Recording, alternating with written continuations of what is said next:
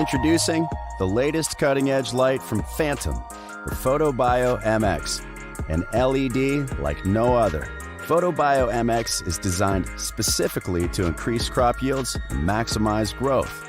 This 680-watt fixture delivers 15% more light to your canopy while using 35% less power versus DEs. The high-efficiency, contiguous circuit board delivers unparalleled light uniformity to the canopy so your crop flourishes. The PhotoBio MX advanced performance stems from its innovative S4 spectrum. It is a highly efficient full spectrum with a healthy red-to-blue ratio to drive photosynthesis, and penetrates deeper into the canopy, triggering desirable photomorphogenic responses to give you the vigorous growth and optimized flower development you're looking for. The MX is strategically designed to keep diode temperatures low to keep your yields high. The heavy-duty aluminum alloy structure features 4 6-inch wide heat sinks recessed 3/4 inches below the frame, allowing heat to dissipate and the fixture to breathe. It's that kind of thoughtful design, backed by extensive testing, that results in a high-performance fixture with rock-solid reliability. The PhotoBio MX is a slim-profiled fixture with a remote-capable driver, providing flexibility that not all LED fixtures have, so you can customize it to fit your situation and goals. And mounting the driver below the fixture leaves ample space to get more vertical plant growth. The PhotoBio MX LED provides high durability and increased flexibility to address your growing needs. It's rated IP65, lab verified to be liquid and dust resistant, creating a more dependable fixture. When paired with an ancillary controller like the Autopilot PX, the Photo Lock Control provides you with even more control capabilities for your light delivery. The new PhotoBio MX from Phantom. Extraordinary performance, extreme efficiency, exacting design. Power your grow with the new PhotoBio MX LED. Learn more at phantombio.com and hydrofarm.com.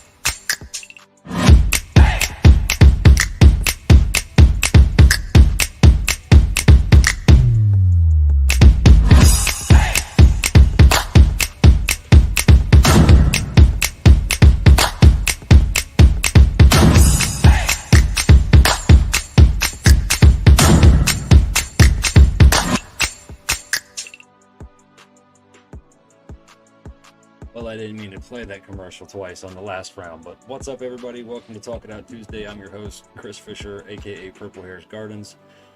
Man, what a day. What a day it's been.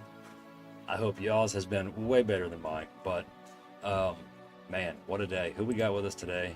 Who's here so far? I just want to get to it tonight. Who we got?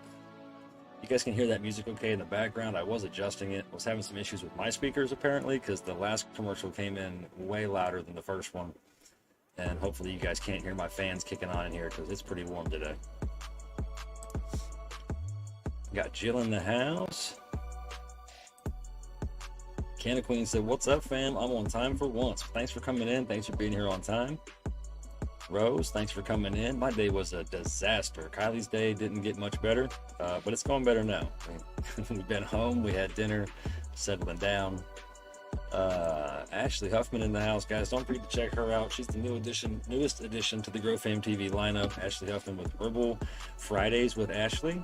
Friday night, 9 p.m. Eastern, only on the Grow Fam TV. Mr. Burns in the house. What's going on? Hope you're having a great week, man. We got Jasper Monroe, Tucker Jason, the man himself, Ash Groves, coming in to say hey and tag some friends. If you guys could do me a favor, do the same thing. Tag your friends. Share this live out wherever you can. And don't forget to hit those reactions. We got 40 viewers right now, 18 reactions. I think we're out. What is that? Grow Fam? It's got to be. We are live on Grow Fam TV. Purple Hairs Gardens the page. Purple Hairs Gardens YouTube, Grow Fam YouTube, and the Grow Fam Rumble. Lots of options to get out and watch us today. Jasper said smoking on Gelato 41. It's a coincidence. I got me a gelato something vape right here I've been enjoying the last couple days. Got Ben Beasy in the house, Tommy Makita, Michael Milan. Ash Gross, love you, bro. He said he can hear it. So Tucker saying he can hear the music, must sound great. AKA Mr. Defective Aftermarket Parts. I know, man.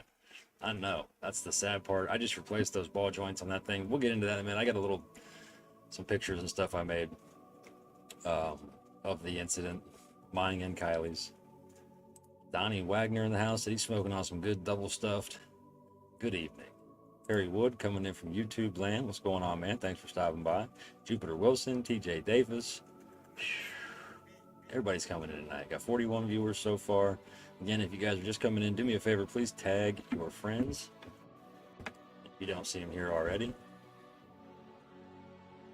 Got Sir Steve-O in the house. What's going on, man? Thanks for stopping by. Thanks for prepping this live for me. Steve-O's been doing a lot of awesome work for us behind the scenes, and we appreciate you, bro.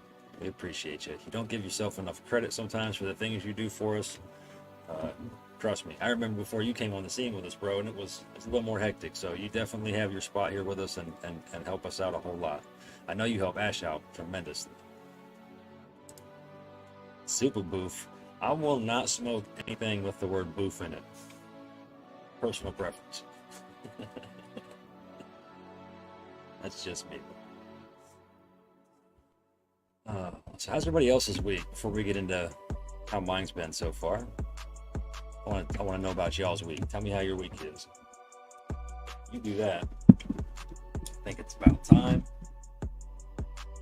Put something in the cone. Getting to making this day a little better. Got my usual good luck kisses from my kiddo before I came back. Like I said, luckily with the accident that she was in today, luckily the kiddo usually sits on the passenger side, back seat. But today, for some reason, she was arguing consistently, wanting to get in her car seat that we have in the back of Kylie's car for her brother. Said she wanted to ride in Bubby's car seat today, and luckily she was not on the passenger side, because if she was, that is exactly where the impact from the accident went, was the back passenger side door. So luckily she's okay, and it didn't have that much. Yeah. Sir Steve-O is the absolute best. He's a great dude. And yes, that is the real name, Super Boof. My week has been going good. Tucker said, except for having a rainy day and not working today. Yeah. If it's like me, man, it only rains when I'm trying to work outside. when I have a lot to do out there, that seems to be the days that we get the most rain. Every time I go to Michigan, the guy up there tells me I bring the rain with me every trip because it only rains when I'm there. But it's been nice. Last week I was able to get up there and stay for the week and avoid the 90-some degrees temperature down here in Ohio. I enjoyed some nice mid-80s temperature. Turn the music down. Gotcha. It's on 15, so how we go? About 12? How's that sound?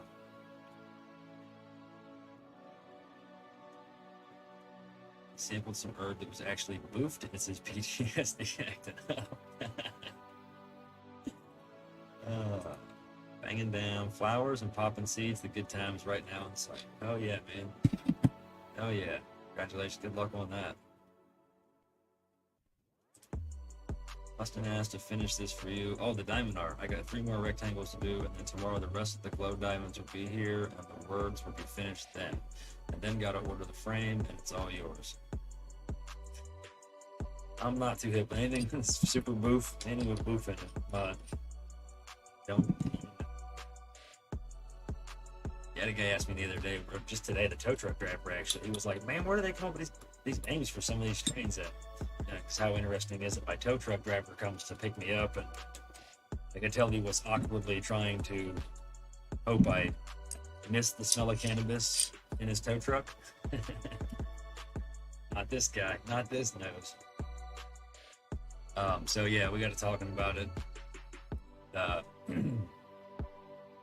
He was like, "Man, some of these names are just crazy. What do they call it?" I was like, "Well, I don't really know, man. It's just a lot of creativity in it. A lot of it has to do with the genetics they breed with, some of the terpene profiles that come out of the results that they breed, some of the looks, stuff like that, how it hits you. You really got to go through a true pheno hump before you can give something a name, I think. Really get it down to what you want it to be. It's difficult, though. I don't know anything about breeding. Hopefully with the help of Nancy Wallace, Nancy's own, she said she's going to help me try to learn how to breed a little. So that'll be helpful. Appreciate that. She's going to help me try to sharpen up my auto flower game skills a little bit. Tucker said he's in Michigan. Yeah. I'm mid-Michigan. Is it cold up there today? I think the beat stopped. It probably did. Or just turned it down too low. It should be on loop. Yeah, it's on loop. I'm gonna change it though. I'm gonna put it to the old GrowFam theme in the background. I think that's a little bit better. So yeah, guys, it's been an interesting week. Last week I was up to the farm, got a lot of stuff done.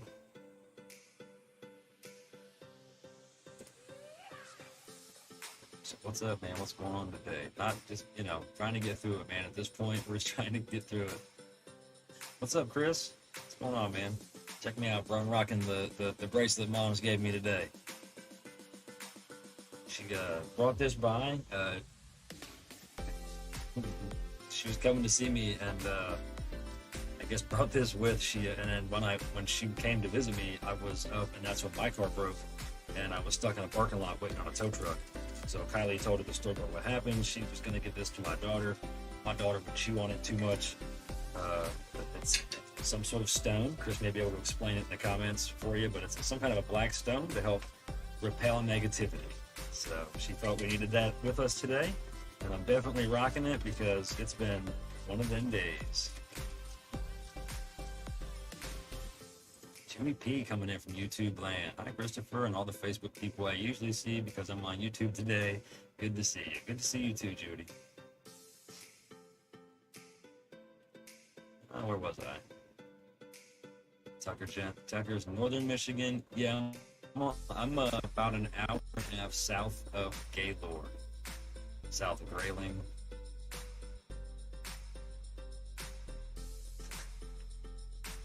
She said, hell yeah, I'll take 50 of those. Need some negativity repelling as well. Oh, man. Got a couple videos I want to show you guys. We get some time, I'd love to be able to just take the camera, take the phone out back, and just kind of walk around the outback garden for just a couple minutes. There's not really much to see out there other than some big, thick bushes that need to be played with and trimmed down a little bit more. or trimmed up from the bottom a little bit more.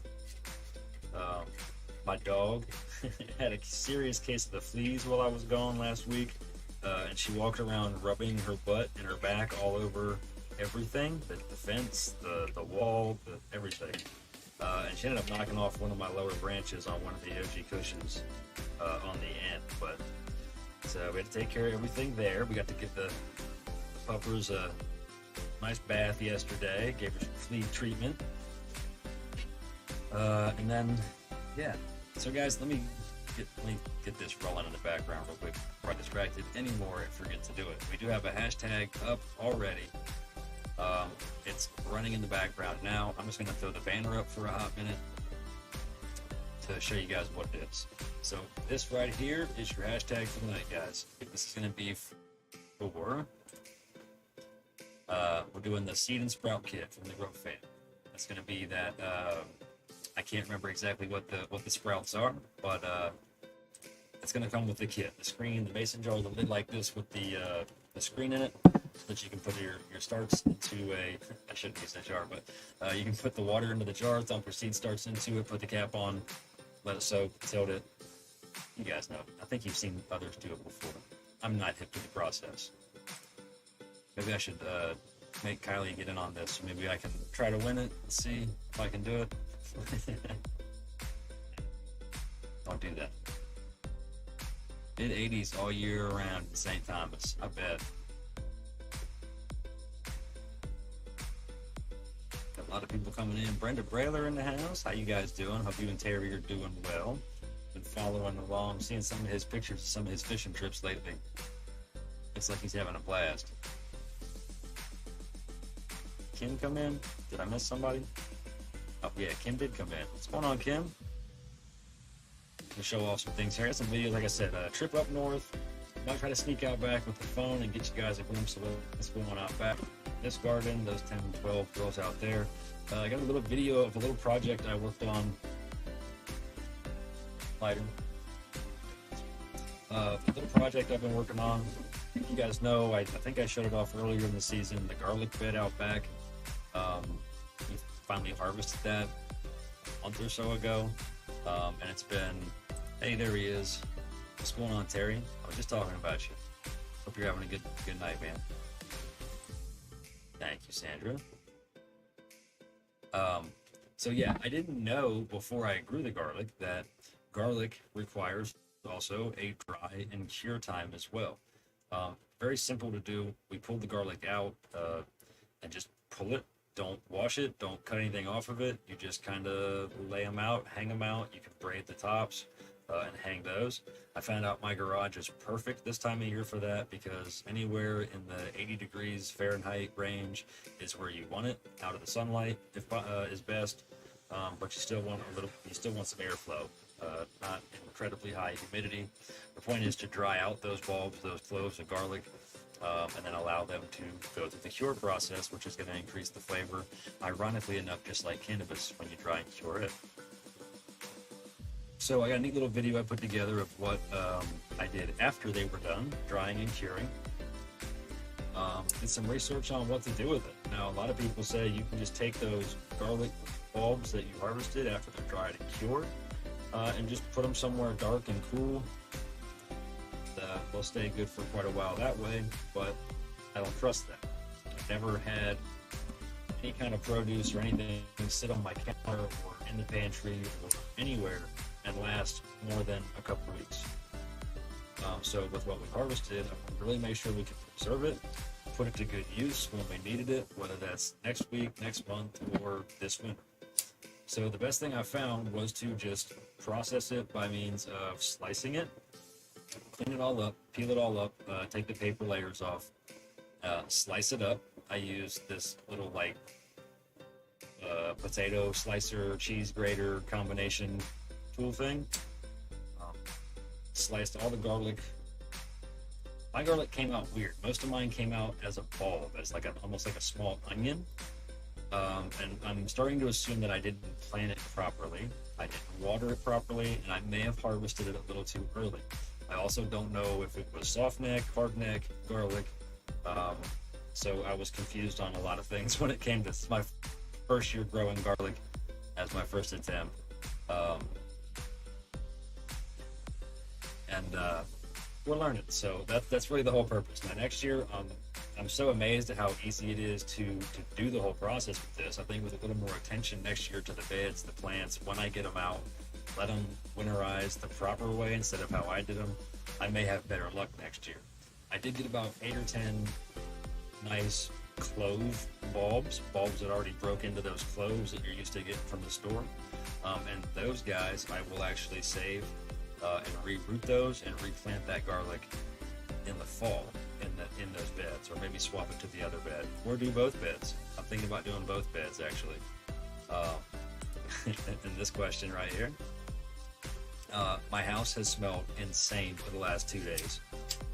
Like I said, we hung it in the garage, so we didn't really notice a smell, but ironically enough, we did notice a lack of bugs out there. We have a mosquito problem here every summer, and I actually noticed we didn't have a problem sitting in the garage until I took the garlic down 3 days ago and brought it in the house. And then ever since then, now when we go outside in the garage, or we go out back to smoke, we just get ate up with mosquitoes again. So I think next year it's going to be great. I'm going to try to plan a little better when I harvest it, when I hang it to dry it and cure it. I'm going to find just multiple places to put it out there to make sure I'm keeping all the bugs away.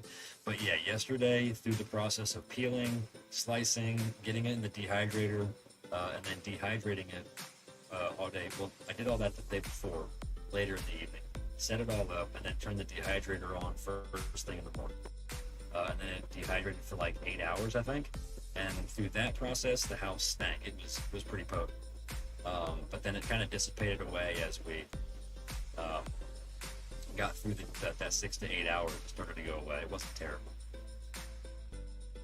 So, can't wait for the video of house today. Appreciate it, man. Like I said, we'll get to that here in just. That'll probably be the last thing I go show off.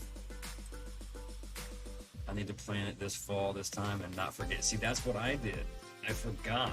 I went to this, I did it the lazy way. I went to the store, I bought the organic garlic, brought it home in the Kroger bag, and left it sit on my freezer out in the garage. And this was, I don't know, January, February, and I just left it sit out there. Then in the early part of the spring, I was like, oh shit, that's the garlic right there. And when I opened the bag up, it had already started to sprout in the bag. So all I had to do was take each bulb, peel that paper out, and separate the cloves, and then I just kind of put that whole wad of cloves with the little sprouts down in a cup of water, let it soak for a day or two with a little bit of water in there on the windowsill. Those sprouts got a little bit taller. I knew they were starting to take off, so then I transplanted them outside after basically after the frost was done, because they were already winterized, they were already growing, and they didn't need to go through that process. So I put them outside, they took off, they did great. One thing I did learn this year about garlic, if you don't know, as those shoots grow out of the ground, it is recommended to snip them off. Don't let them get so tall that they start to droop over, because at that point it creates a problem for the plants. That I think that's why I didn't get the big bulbs like I wanted. But yeah, as that shoot grows higher and higher, you can take a point, like I think it was 3 or 4 of like the garlic will come up and shoot out like this off the main stalk. Go like 3 or 4 of those up high, and then cut the rest off. What you cut off, you can actually utilize to cook with. It's fresh garlic greens, so you just chop that up. You can throw it in a stir fry, a little, whatever you want to throw it in. But it's not gonna, I don't think it's as potent as regular garlic, but they still say it's tasty. As a chef, cannabis got me interested in growing food too. Yeah, man, it's crazy. And once you start to realize how easy it is, it's well worth the time in cash. A lot of people make jokes that you work so hard to save $1.53 over on tomatoes, but those people aren't doing it right. If you do it right and you actually follow through with the process of canning those tomatoes, preserving those tomatoes, if you actually go through the process of processing those and canning them, or turn this music down. Kylie just snuck it and said it was kind of loud. Canning the tomatoes we did a couple years ago, and it's an easy process. It's so easy, it's almost ridiculous that 100% of the population doesn't do it every summer with whatever they grow in their garden. Um, I'm still learning how to do it properly, but my mom was a big help there. She came out for a week or so and stayed, and we did a lot of canning together. That's where I get my green thumb from, guys, is my mother. I got that inherited from her. Growing up as a kid, where we used to live in Pennsylvania, we had like a half-acre garden, and it was full of everything. And everything we grew, we processed and was canned and put into a pantry that we stored stuff in, and we ate on the entire winter and part of next summer until the harvest was done again. Oh yeah, definitely worth it financially. There's some people in the chat right now. Ashley Huffman, she grows and utilizes what she does. Ash grows, they're all into it. I think it's definitely worth it financially once you get rolling. You're not gonna have to buy the same stuff every year if you think about it. If you're into making your own tomato cages or whatever you're using for growing, out of wooden stakes, or you buy the metal ones and take care of them. They'll last year after year after year. And then all you're doing, if you're doing it smart, is eventually you'll never even have to buy seeds. Regrow those seeds from the produce that you already grew and eat. Take the tomato seeds out, put some on paper towel, let them dry out. Watermelons do the same thing. Cantaloupes, pumpkins, gourds, whatever it is that's able to be taken the seeds from, and take them and replant them. It's more money you're not wasting. Every bit of produce that you can grow yourself, preserve, and eat on for the entire winter and through the summer until you harvest your garden again,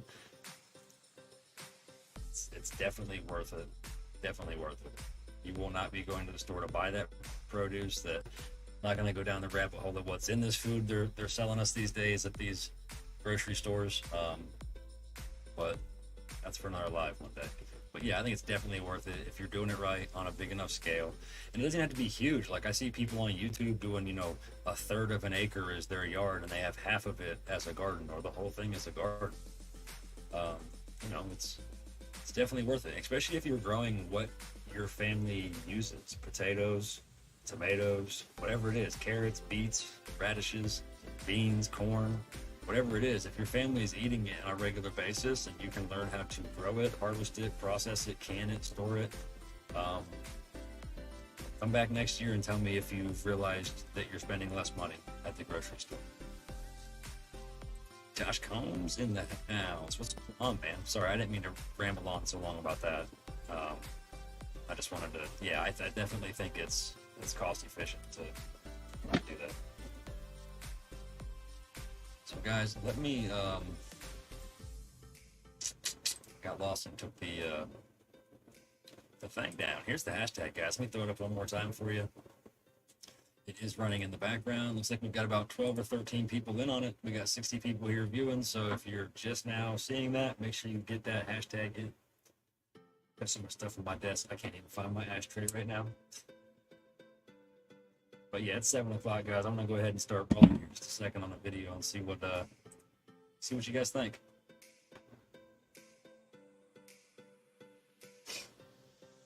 You can barely hear me. The Garlic King. I would love it. My family would hate me. Anyone having issues with their tomatoes ripening? I'm in Michigan and they're taking forever. Mine are actually taking forever here in Ohio too, man. But I started mine later in the season. Are they still green? Are they on at all? Are they just staying green long? What state are they at? Are you noticing any discoloration in them yet? Starting to turn that orange or the red yet at all?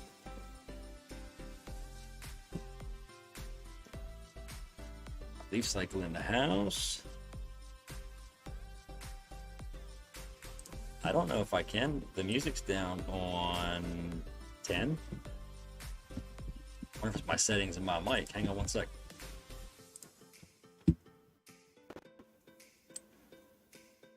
Let's give that a try. Is that better for the audio on my end? Hopefully that works better. Let's turn the mic up a bit. My fan is actually running, so the mic is trying to cancel out that background noise.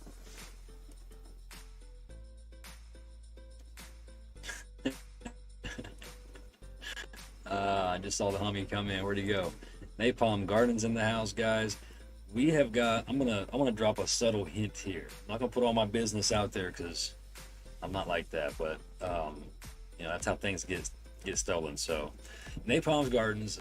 You guys have heard me mention him several times before in the past over the last couple of months. His Death Star is growing in my garden right now. Um, I've got a couple cuts from him over the last couple months, and they do fantastic. He was just getting ready to roll on a little breeding project.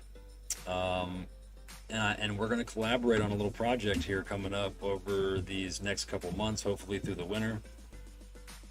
Somebody's trying to call me. My apologies.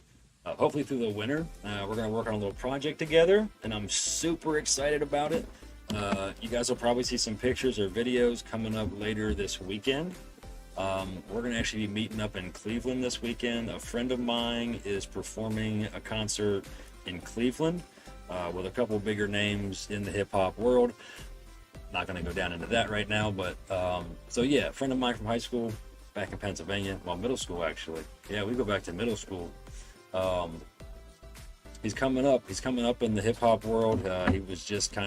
He's the newest addition to Drumworks Records. If you're hip with those folks, Conway the Machine, Benny the Butcher, Black Soprano Family. So yeah, we're gonna go meet up and hang out with those folks this weekend. Me and this guy. Paul said my mom is a canning beast. Yeah, mine too, man. I did. My mom had a closet under the stairs in our basement that had shelves all the way throughout it, and they were just full of jars of things that we grew and canned. He said, I'm gonna take this papaya runts and roll it up with a big banana runts hash snake in the middle. Quit teasing. Send pictures, please. Yep, see right here, I hear this on a regular basis too. Returning to what's called Granny's Way, or the old time way, where you didn't have to worry about cutting your backyard because it was all guarded.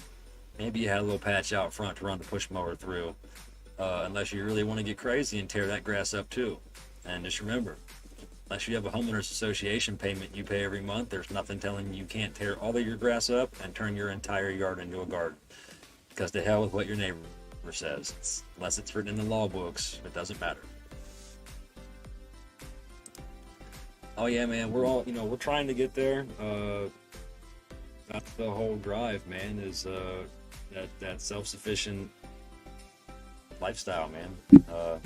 That's what we're all going for. All of us on the Grow Fam TV lineup, we all play our part in that, lifestyle one way or another. It doesn't have to be on a large scale. I think all of us kind of dip our fingers or dip our toes into the growing world in one way or another. Just a good skill to have, man. I would definitely encourage everybody who's watching that if you don't know how to grow a vast majority of things, definitely research it. Pick out one thing at a time, like I just did. I've never grown garlic in my life. I never thought about growing it. I never even considered it. But if you look at the facts, garlic is one of the highest cash crops you can possibly grow. And now that I know how easy it is to grow garlic, you're not gonna be able to stop me from having that stuff growing somewhere every year. Look at the cost of what we were talking about here was the cost of minced garlic, or that you buy at the store in a jar with the oil in it. It's pricey. It's pricey. Now that stuff will last for quite a while in your fridge. The cloves of garlic, just in your hand as a bulb, it's not going to last as long unless you store it properly. But I'm telling you, anywhere you can save money, anywhere you can know where your food is coming from and ingest it into your body and know that you're not poisoning your family, the hell if you only save $1.50.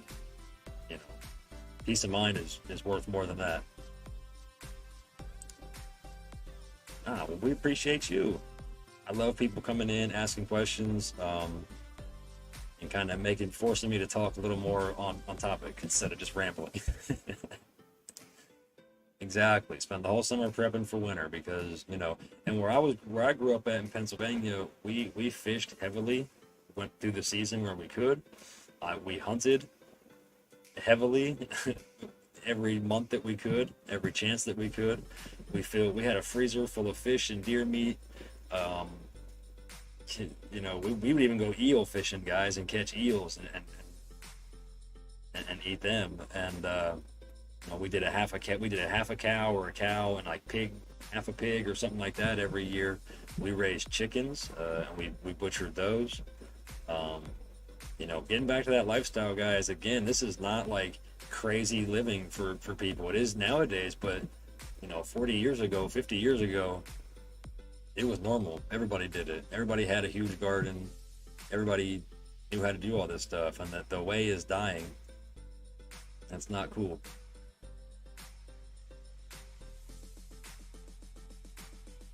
Chris. This OG and snow cane you gave me are over 6 foot tall. Mighty Grape's like 3 foot, but top itself, nice structure.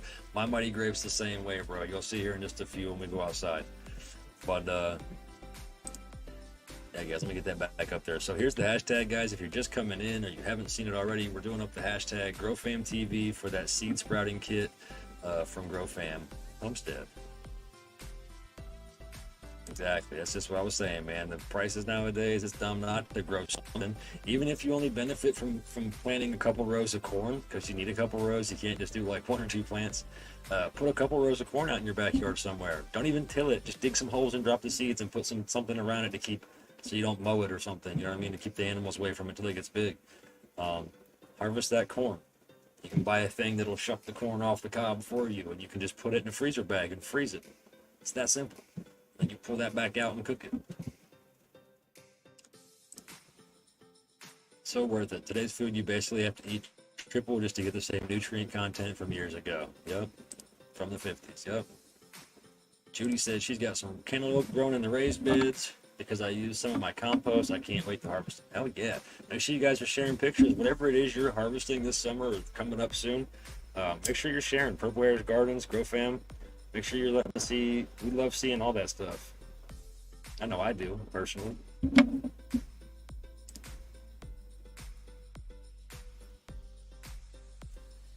Darren Coleman, it has been a minute, man. I haven't seen your name in a while. That's right. Back to the point. You know, Candy Grammy just said there, as long as you're growing what you're eating. And, you know, if you have other animals, chickens, whatever, even if you just got cats and dogs, man, anything left over extra, those guys will eat it.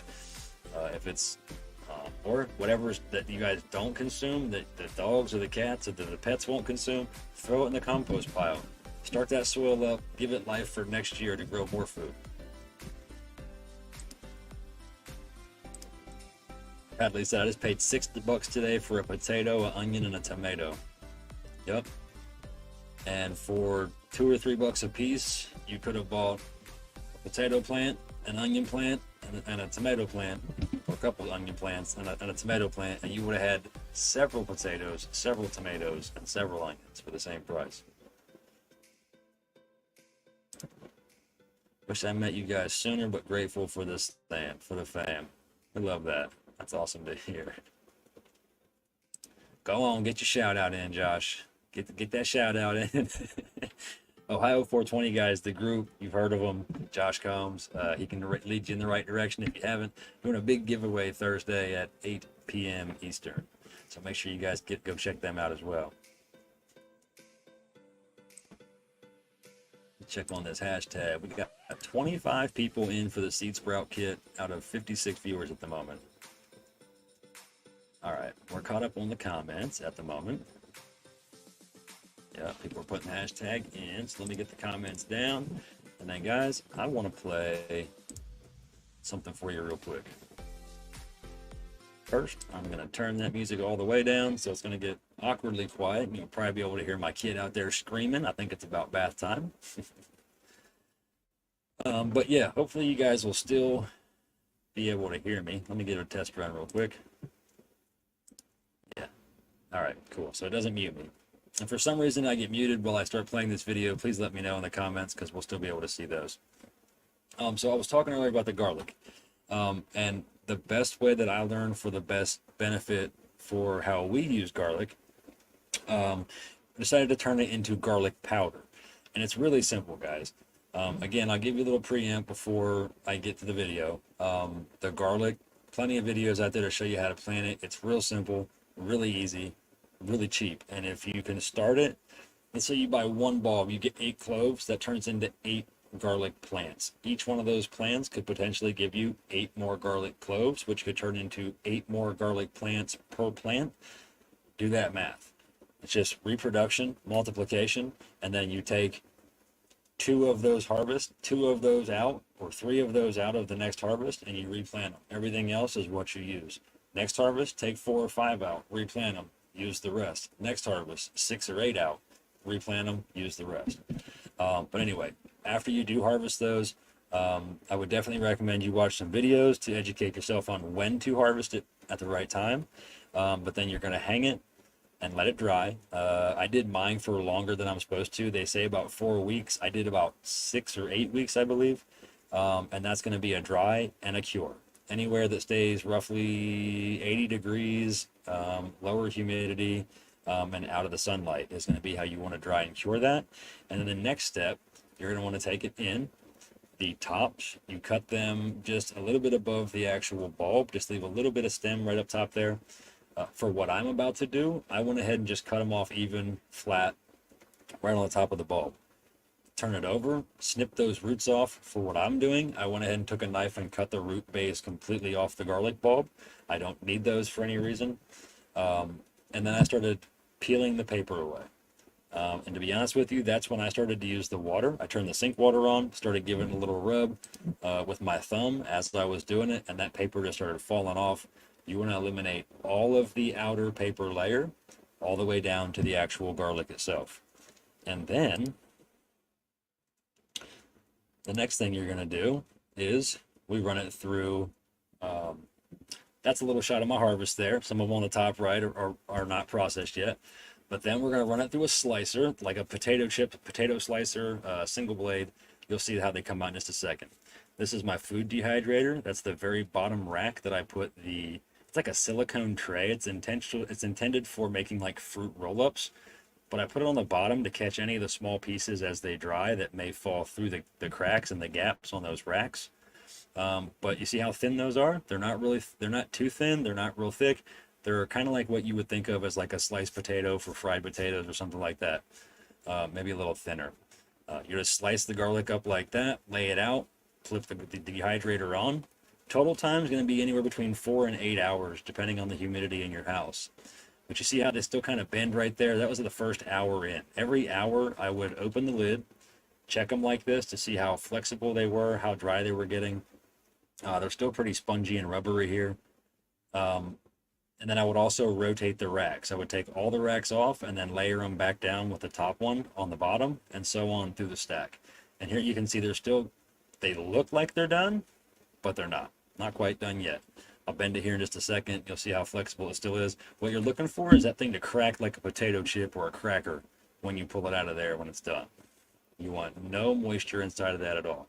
And here you can kind of see how light it is. Then it switches to a little darker. That darkening progression is what you're looking for.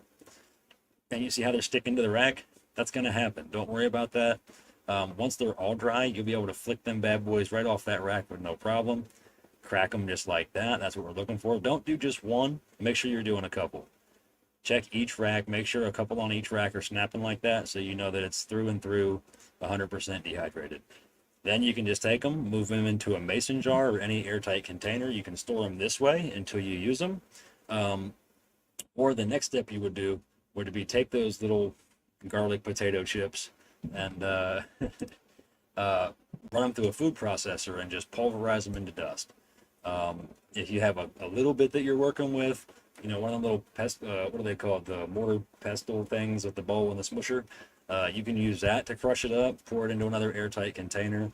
And you can buy those empty spice bottles or spice jars at Walmart, at any grocery store, Hobby Lobby, stuff like that. So yeah, that's it. If you got a food processor or anything like that that'll do it electronically for you, that's going to be your best bet if you're working with a bulk amount. But I haven't done that step yet because I'm going to try to use a couple of these I'm curious because I've been told by my brother-in-law, who is a chef, that like those little chips I made, I can pull those out and just throw one in a pan of anything that I'm cooking. It'll rehydrate itself, and then I can just kind of stir it and break it up as I as it softens up and starts to cook in. But pretty simple, nothing really in depth or too hard there. I know that was a quick video, but I had to keep it under 2 minutes so I could upload it to the StreamYard.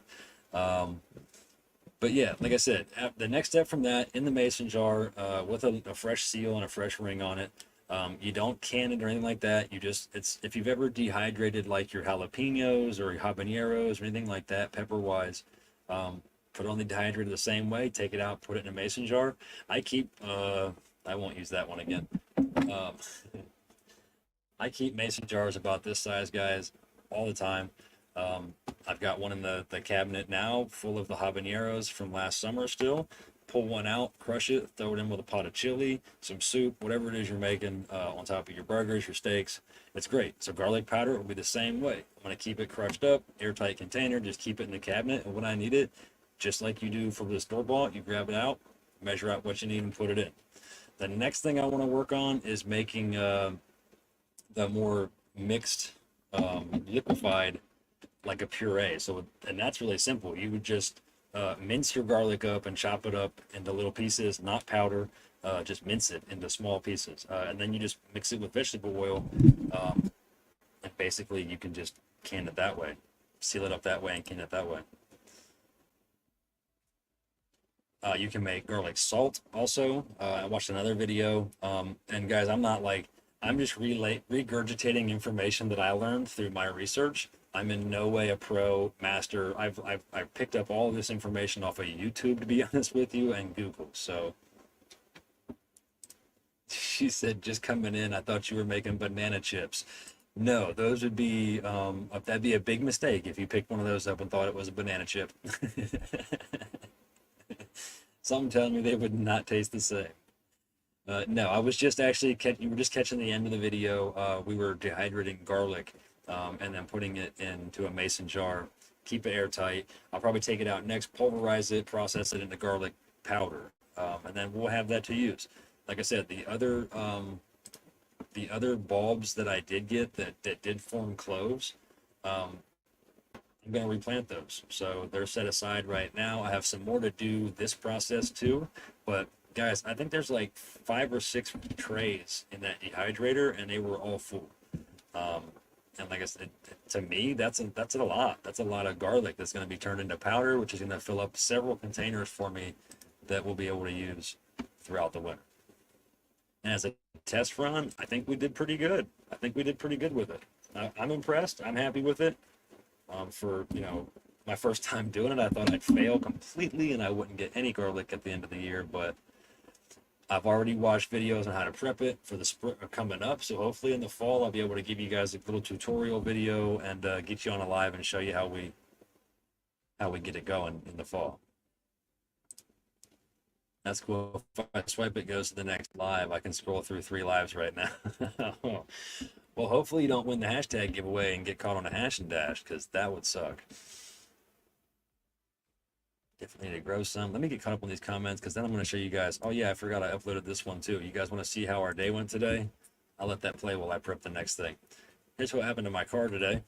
If anybody saw the post, I pulled out of the drive-thru, made it about 100 feet, big pop. The wheel went this way instantly and about threw me into a telephone pole. I had to fight it back, get down about 10-20 more feet and hook into a parking lot. Lower ball joint came out of the lower control arm, ripped the CV axle out of the inner part where it goes into the transmission. Luckily nothing else broke, snapped, the brake hose didn't rip apart. But second time I got that ball joint on, and that's the second time I've had an issue with that nut just backing off all by itself that holds that ball joint on. I replaced it, I repaired it last. That's a good shot of the inside of my rim from it dragging sideways down the road for 20 or 30 feet. And then I wasn't home more than an hour with this and got this phone call from Kylie. This is what Kylie's car looks like now. Somebody was merging onto the highway where she was traveling today and decided to not yield, not look, not stop, and was trying to fly around a semi-truck that was in front of her to merge onto the highway. And just slammed right into Kylie's car. Didn't see her. Broke the handle, smashed in both doors on the right side. Like I said, luckily my kid wasn't sitting on that back passenger seat today. She was on the driver's side back seat. because in my position, when I got that phone call, that was the first thing that was in my brain was, is the kid okay? Where was the kid? Did they hit the side with the kid? And me having no car at the moment, because my pilot is broke down. Today, my other car broke down. I said, if my kid would have been on that side of the car, I'd have been walking to where she was. It probably would have took me 45 minutes to get there. Nobody would have been there when I landed, but man, it's just it, scary that people are so clueless when they're driving that they don't. I mean, I was taught in school how to drive a vehicle. It was a course in high school we had to take called driver's education. Here in Ohio, they don't give you said course. They make you pay for it and make you go to it as a teenager somewhere else while you're, doesn't really educate folks on how to drive if it's something you got to pay for and just go sit at for 15 minutes and take a test on. That yield sign means, for those that are listening that don't know, a yield sign on an on-ramp as you merge onto the highway means that as you merge, you slow down and proceed with caution to enter the traffic that is already flying by you at 50, 60, 70 miles an hour. And at the least, if you're going to jump on out there, at least do yourself the favor to look in those two items that you have on each side of your vehicle, which is called a side mirror. And then you can double check your blind spot with that rear view mirror hanging off your windshield.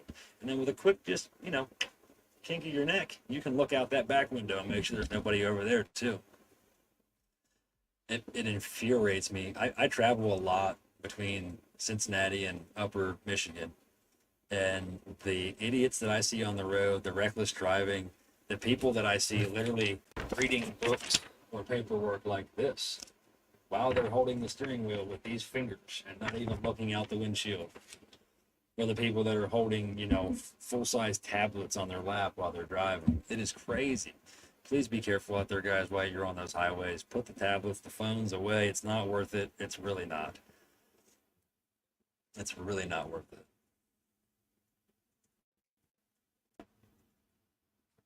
Let me catch up. It was aggravating to say the least. But like I told you in the chat, man, speed bumps slow you down, but they won't kick you out of the race. So figure it out. Made some calls. My friend Tyrone still works in the automotive field at a pull and pay. He's going to round me up some parts that I'm probably not going to have to pay for because that's my homie. And we're going to get working on that thing tomorrow because, like I said, we've got big things going on this Friday for a business meeting and a concert up in Cleveland that I have to get to. Come hell or high water, you will see me there at that concert this weekend without fail. Yep. So yeah, Tucker said there should be a cotter key holding the bolt on. The ball joint should have a crown nut on it. Colin said that you can slide a cotter pin through. It did. Yep. Had the nut on. It was tightened. Even had the cotter pin in it. And when it loosened itself last time, we even thread locked that bad boy on there with some thread lock on the underside. Yeah. So I don't know what it was, man, but again, the other side did it. We found it. I tightened it up. This side, no warning, no heads up, just snapped on me today coming out of the drive-thru. Got Patrick in the house. What's going on, man? Guys, I need to hurry up. I haven't even showed you guys any plants yet. All right, we showed that. Showed the garlic video, car wreck video. Yeah. Oh, yeah. Have you guys seen this yet? I'm pretty sure you've seen this posted. I wanted to share this, though. So if you're watching right now, this is just a quick... Let me get the comment out of the way. Quick lineup that our dude Waylon, the indoor farmer, made for us. To let you guys know, to make sure you're getting in on every one of the nightly lives throughout the week. Sunday, you have Kim with Fun in the Sunday. Monday with the Roachies. Talk It Out Tuesday that you're watching right now. Tomorrow night, 9 p.m. Eastern, We Grow Wednesday with Waylon, the indoor farmer himself. Thursday, 7 p.m. Eastern, Certified Turkey Thursdays with Sir Stevo. And on Friday at 6:20 Eastern, as you are, Fam Friday with Ash and Dreadful. Followed up later in the evening by Herbal Friday with Smashley at 9 p.m. Eastern. And then Growing with Nancy, 7 p.m. Eastern on Saturday. And as a quick heads up, this coming Saturday, I'm going to be a special guest on Nancy's show. We're going to be talking about, I believe she said, vegetative autoflower period and photo period cloning. So I thought it'd be cool to jump over there with her, give her a quick shout out as well. I love this. She sent me this today. You guys probably saw my post earlier this morning. My rant about the dispensaries going the first day for recreational legal here in Ohio. And she sent me this today in our chat, and I laughed at it. I said, I'm stealing this and I'm sending it to everybody I know in Ohio. So dispensaries are really expensive. Grow your own in only 75 days. Check out nancyzone.com. Oh man, it's been a good day. Hey, at least I'm laughing about it. That's a good thing. This asshole is a doink. Yes, actually, bud, I was gonna shout this out. I've just been with everything that happened today. I didn't get time to line that up in my presentation for tonight.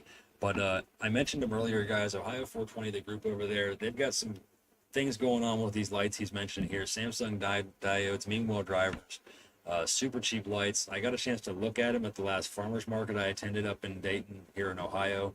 The guys, Josh Combs, Chris Ritchie, Casey, a slowdown is what he goes by on Facebook, sorry. And a bunch of the guys, Stamper with Doug, Stamper? I can't remember his name. A lot of people were there. But yeah, there's some nice looking lights, man, and for the price, I don't think you're gonna find anything better. So if you guys are looking for a light, if you need a light on a deal, hit up Josh Combs. He can put you in contact with who you need to get with to get your hands on a decent light. No worries. You sent me a friend request? Cool, man. I'll get to that. I'll find it as soon as I'm done here, and I'll get that accepted.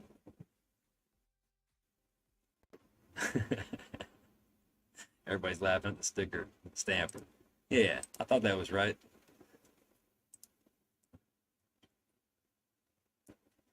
Yeah, it was, and yeah, that's the biggest thing. One, in both situations, nobody was hurt, especially with, I mentioned to my neighbors when we were talking about it, with my car, the ball joint breaking and what happened there with that car. I used to make a joke about this, not a joke, but I made a statement to customers in the shop world for decades. When it came to ball joints, parts on your front end, when they break and go bad, so when your mechanic tells you you have a part that is bad on your front end, don't take that as a mild thing. What we would tell customers, which isn't really right, it's kind of being a little pushy, but what we would tell customers is, you know, if you have an issue with your ball joint, I recommend it be replaced sooner than later. And have you ever seen a vehicle with their tires sitting out funny like this on the side of the highway? And they'd be like, yeah, I've always wondered what that was. Well, that's a broken ball joint or a broken tie rod, something along those lines. And, you know, it's pretty embarrassing when that happens to you when you're doing 10 miles an hour, 15 miles an hour through a parking lot at Walmart on your way out of the store. It's very embarrassing when that happens. But when that happens to you on the highway at 80 miles an hour, 70 miles an hour, you don't tell the story the next day. The newspaper does for you, because you're usually not going to make it through that situation. But yeah, we're very lucky that out of both things that happened today, both accidents, both incidents, that nobody was hurt. Not another car. You know, in my situation, Kylie's situation, her car, the other lady's car, there was some damage, but no people were hurt. No other property was hurt. Oh, bro, those Skittles were awesome. Right on with the taste, right on with the sour, right on with everything, bro. They were perfect. I like those. What's going on, Derek? Thanks for stopping by, man. We get it. You're at work. No big deal. Before you leave, though, man, make sure you throw up that hashtag, GrowFamTV. Plant knowledge and car knowledge and house knowledge, bro. I'll build you a house, too. I'll build you a house, build you a car, grow you some killer weed to smoke while you enjoy both of them. I just don't like doing, I'll wear myself out doing mechanical work over the last 13 years, 15 years. It's just as managing facilities as well as working on the cars. I spent weeks at a time where I was the only individual in the building running the show, plus working on the cars, plus taking care of the customers, calling for parts, order, doing everything. I was a one-man band in there for a lot of times. Snoop Dogg gonna be calling me up one day. Hopefully so, man. If he does, let me know. All right, guys. I'm gonna pull that down. We're caught up with the comments for the most part. I believe they keep moving, but we're at the bottom. She said, at least the tow truck driver didn't tell you smell like garlic. No, his truck smelled like cannabis, so we just talked about that instead. All right, what do I have here? Let me go find these pictures and things I want to show you guys real quick about up north and get to that Michigan update real quick for you. Again, guys, if you're just coming in, make sure you're popping up the hashtag here in the bottom corner for that seed sprouting kit from Grow Fam Homestead.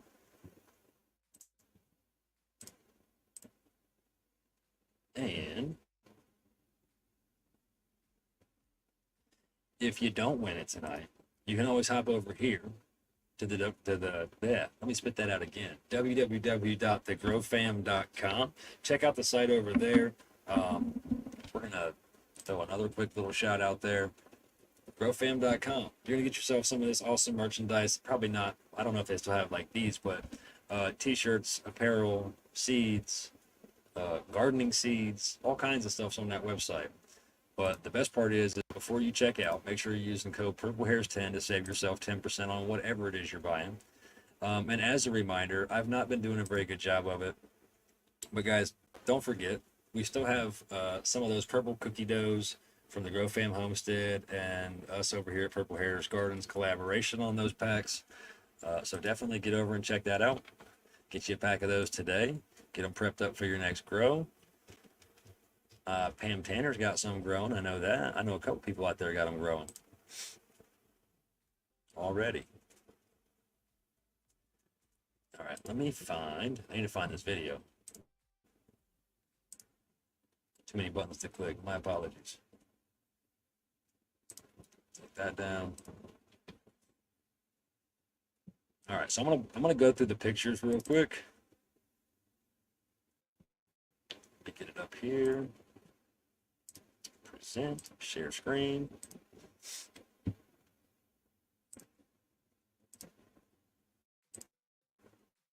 There it is. Hopefully I can walk my way through it. Yep. All right, guys, check this thing out. This is like one of the first shots I took. There was 2 of these things that I found over my week stay while I was up there this past week. Let me make the screen big for you. Can anybody tell me what that is? Can you recognize what that little guy is? Because he's a small one compared to the other one that I found on the camper.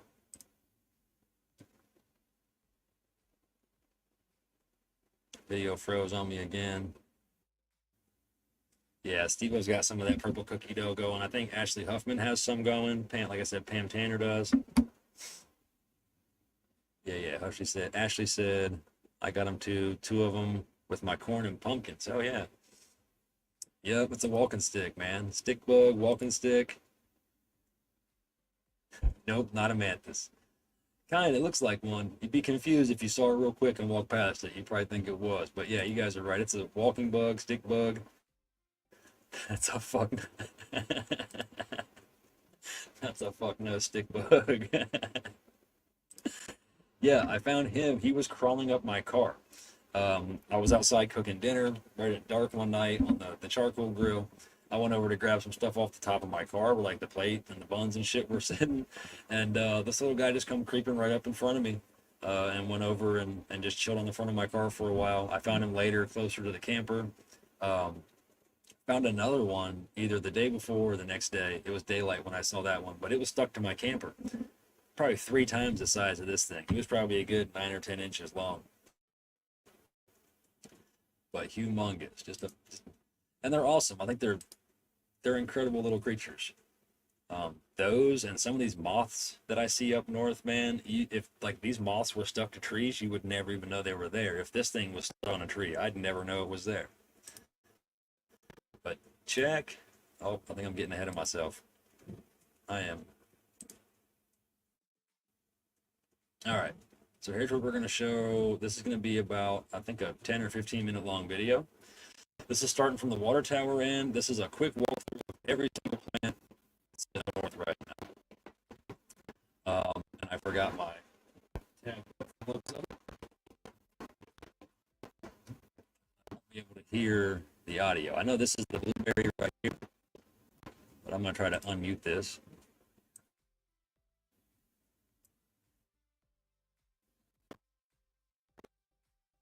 And see if you guys can hear that.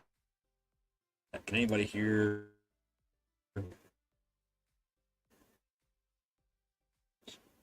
anything that I'm saying there?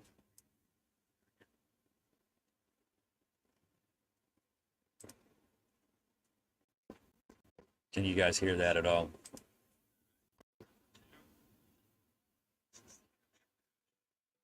That's the kosher kush.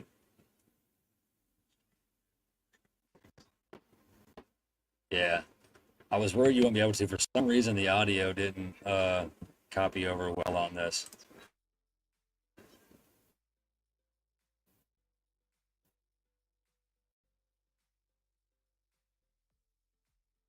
So that's even better. So actually, let me do myself a favor real quick so that I know where I'm at. Oh no, something went wrong. Hang on a second, guys. I have to start that over again because I found my map so I know what plants are what, and I'll just tell you out loud. I'll just talk over it. My audio, for some reason, doesn't copy over when I upload it to, it's not as loud, or my speakers just aren't cooperating with me. We're not done yet, guys. Stick around if you're just coming in. Let me get that purple hairs code down. If you're just coming in now, guys, make sure you're throwing up this hashtag GrowFamTV. We'll be giving away that seed sprout kit from GrowFam Homestead. Let me get this back up.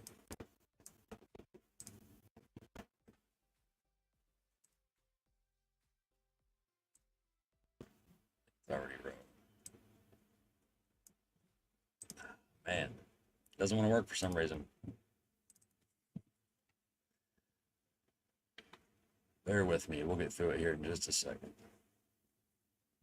All right, we're just going to let it play because I know starting out where it's at. Technical difficulties, folks.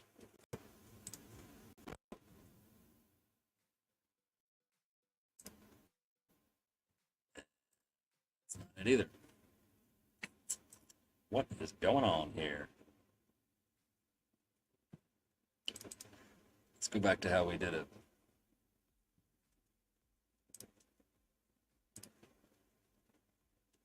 Share screen. I'm going to go back and start with this picture again. Let's see if that makes it easier. Add to stage. There we go.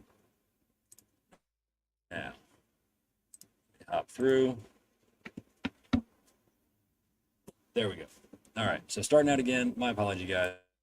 We'll get there. Starting out again, this is looking at it from the water tower end. At the first three 60-gallon pots on pallets. The one on the left that we zoom in on first is going to be the blueberry muffin from Dutch Passion.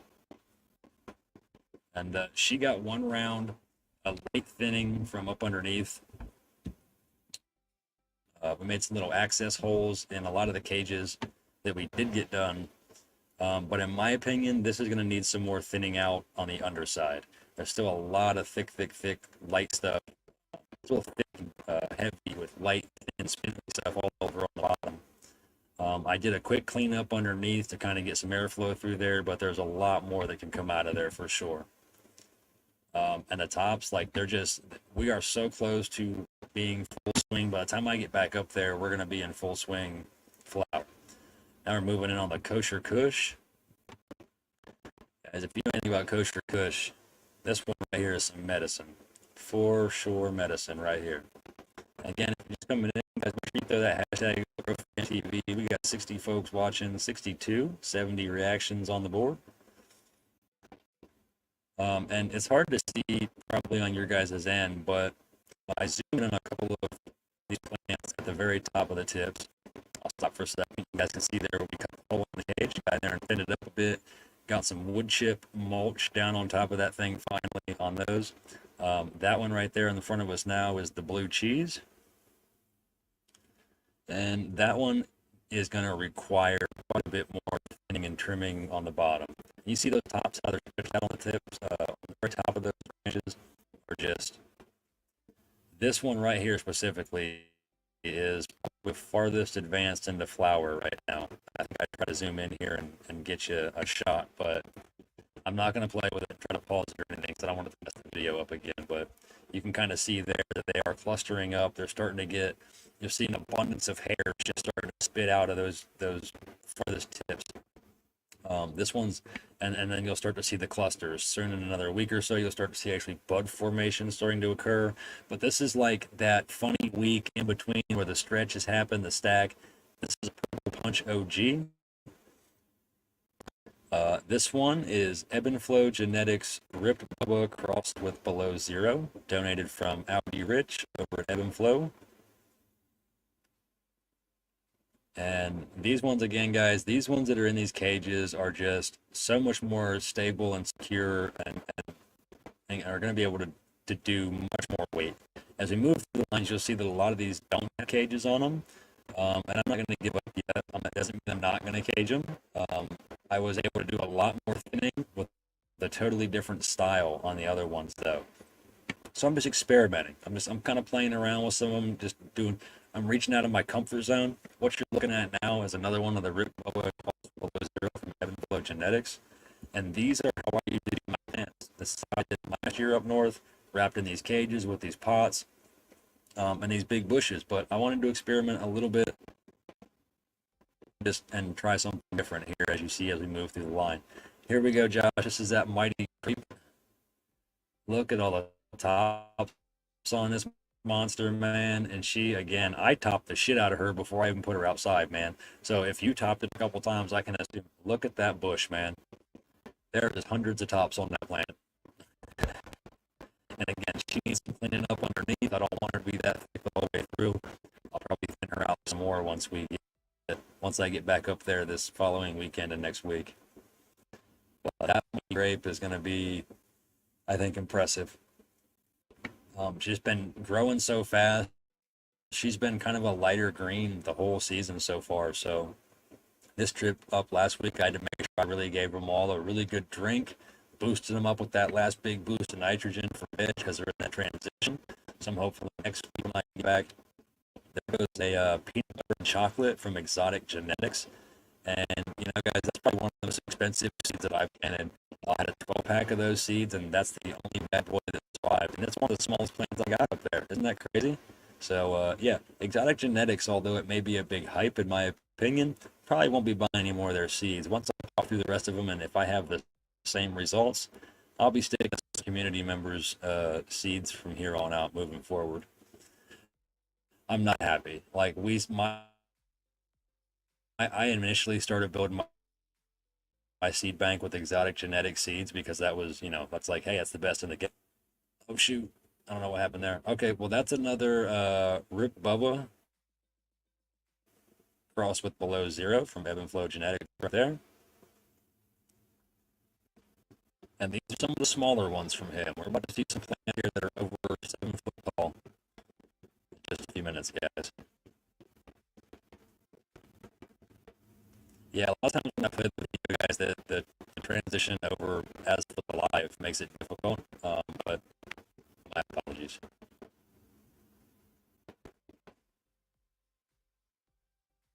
Still on the same? Yeah, okay, so we're still on the fighter grease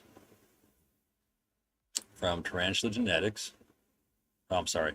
This one is the fighter grease from Tarantula Genetics, donated from Stacy over to Happy Head Shop. A couple of those.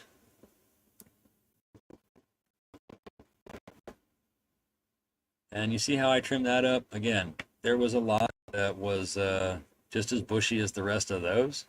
And I'm just going to try something different with it. I wanted to make sure, I'll probably go back later, wrap a cage around that, and allow the top of the cage to be just underneath some of those branches, like the little lower branches that come out.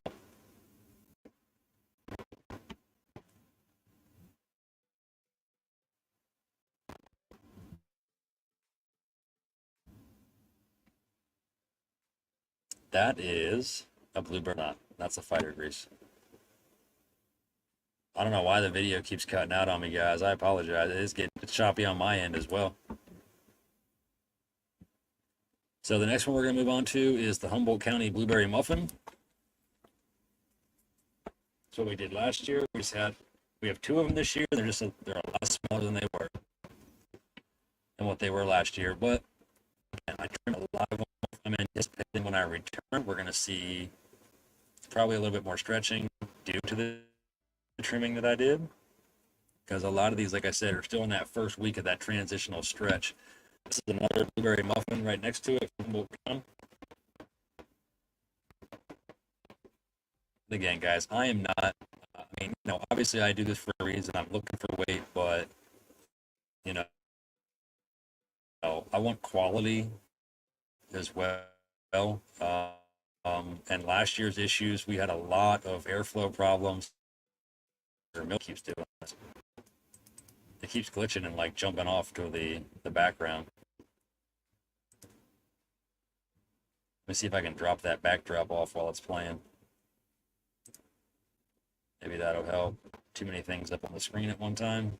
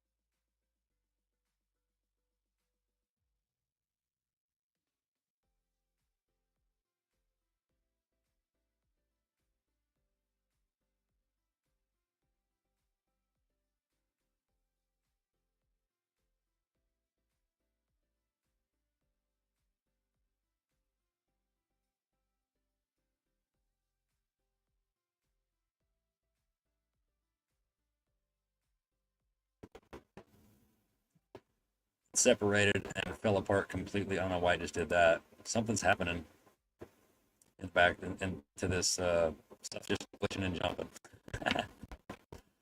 um, you guys hear me now?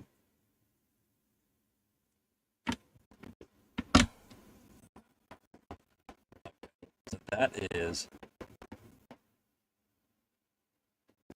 so this big one right here is the Purple Punch OG. It's another one of the Purple Punch OGs. And this bad boy is like 7 foot tall. I got some pictures coming up that I'll show you guys where I'm standing in front of these, and they tower over top.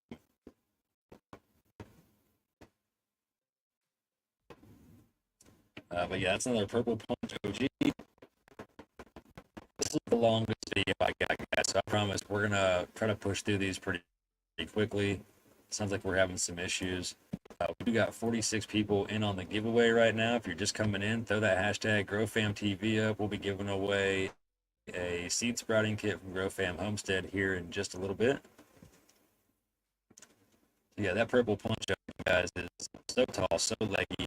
I was able to throw some mulch in, get her thinned out, and I have another video I'll show you guys where she is so bushy that you can't even see down that. Like, there's so much vegetation before I got in there and cleaned it out. I was talking a lot in this video when I recorded it, but you can't hear any of it.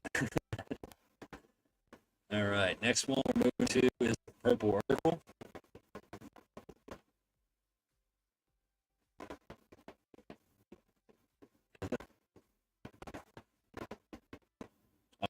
No, I'm sorry, guys. That's the snow cane. I'm sorry. I should have had on my map. That's not a snow cane. 2020 Mendocino. Actually, this one and the next two you see are going to be the snow cane from 2020 Mendocino. And I'm really impressed with these. I'm really impressed with 2020 Mendocino's genetics as well. I don't think I've ever had a 2020 Mendocino strain fail me. You guys, I don't know if you remember or not, I was chosen a couple years ago to be one of the testers for them for the Ogreberry Auto that I did, and that really they really impressed me with those. But yeah, these are all three of the snow cane Mendocino. And I think we hop over, about to hop over to this one in the back. That one right there, that is another ripped Bobo crossed with Below Zero from Ebb Flow Genetics. Another big tall one. She's as tall as I am, 6'7" somewhere between 6 and 7 foot tall. Yeah, she also said that Overberry was pretty fantastic. It sure was. Appreciate that, Bradley. Nancy said, "Who needs sound? These girls are gorgeous." Appreciate that, Nancy. So yeah, this one and the next one I show you guys is the Rip Bubba cross with Below Zero. I was impressed with that Below Zero from Alan Flow last summer, so the fact that I've got another one of his trains crossed with that, and that Rip Bubba, I can't wait. There's another one of him, another big tall girl.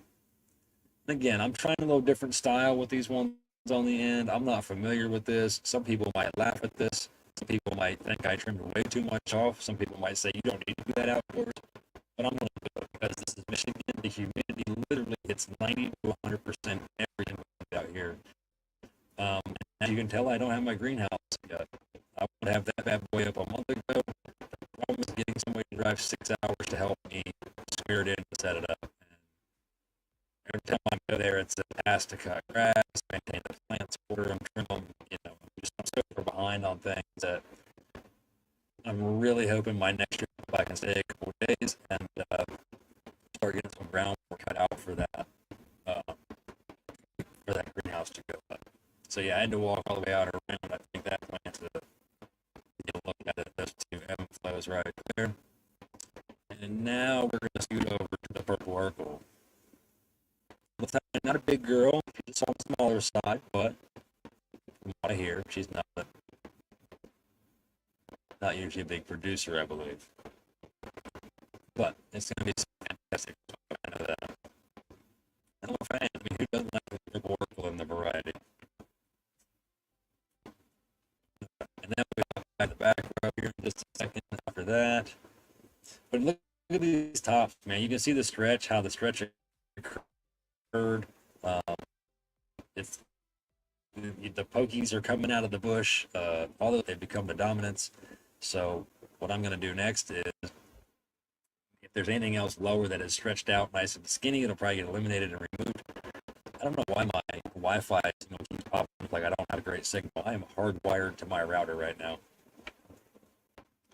Yeah, the Purple Urkel, and then, come on, I really like that plant.